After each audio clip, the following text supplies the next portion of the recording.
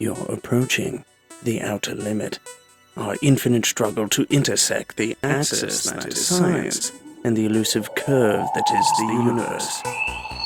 This isn't science as we know it, rather, science as we shall know it. When I say this episode discusses a vertical takeoff flying car, I expect many of you, my colleagues, will say, "Ryan, that is not a matter of science, but of engineering." And Da Vinci engineered that jar of jam in the 15th century. While Sikorsky might bristle at such an overstatement, we must understand that science and engineering have a relationship like that of the chicken and the egg. Yet even more might scoff at a subject matter already discussed by 60 Minutes, Science Channel promos, and the Neiman Marcus Fantasy Holiday gift catalog. Paradoxically, a flying car seems to be the most pedestrian of topics. Fear not, stalwarts. This is a science program, and we'll uncover a limit or two. Paul Mahler has been developing Skycar technologies for over 30 years. From its inception, its goal has been to create a user-friendly VTOL aircraft that is affordable, efficient, and safe to operate. It must have a maximum cruise speed of over 300 miles per hour and a target fuel economy of 20 miles per gallon, with 4 passengers at maximum range speed. Footnote: Mahler International, Skycar Volanta, Development Objectives and Analysis, Davis, California, 2005. The Skycar's ducted fan nacelles, ideal for forward flight, make it a high disk-loading system. More power is required to lift because of the small area doing the lifting.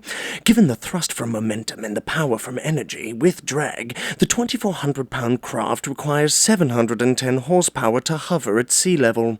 The engines must generate maximum horsepower for minimum weight and frontal area, all the while being reliable. There's a limit. Wankel-type rotary engines meet the criteria, but notoriously work better in theory than in practice, much like Marxism. The Wankel beautifully performs the combustion cycle with the fluid motion of a rotor directly rotating a peculiar shaft inside a trochoid-shaped housing, and has only 3 major moving parts. But in practice, failure at the side and apex seals is commonplace, and the oil-fuel mixture required to keep everything lubed up leaves one gagging. Re-engineered as Skycar's rotor-power engine, the Wankel never had it so good. Rotor power engines use a plasma spray internal coating, redesigned side seals, and all-aluminium construction, along with proprietary technologies to burn fuel more cleanly. Optimizing for a given RPM, one can tune the emissions of a rotor power engine so low the exhaust is breathable. Footnote: Dr. Paul Mahler, telephone interview, February 23rd, 2006. Reach into our scientist toolkit, fire up experimentation. Test flight footage from July 12, 2002 proves the Skycar's hovering ability. Wind tunnel tests indicate good cruising ability, and the next test flight will be without a tether. Eventually, computer navigation systems will do all the real flying.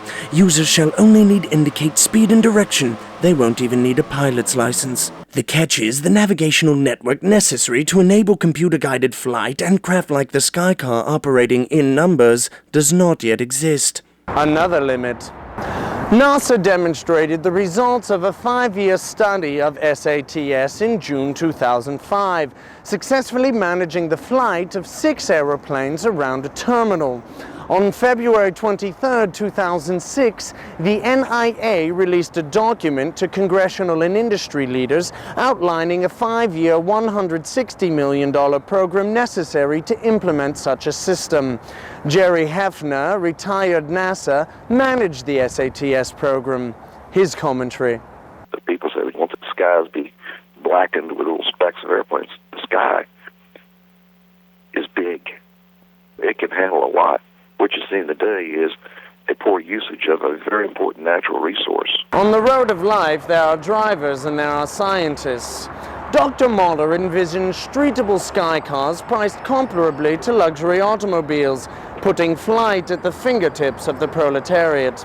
Let's hope his vision of affordable locomotive freedom for the masses doesn't go the way of the Segway.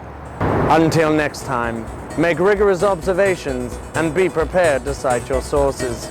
See you again near the limit.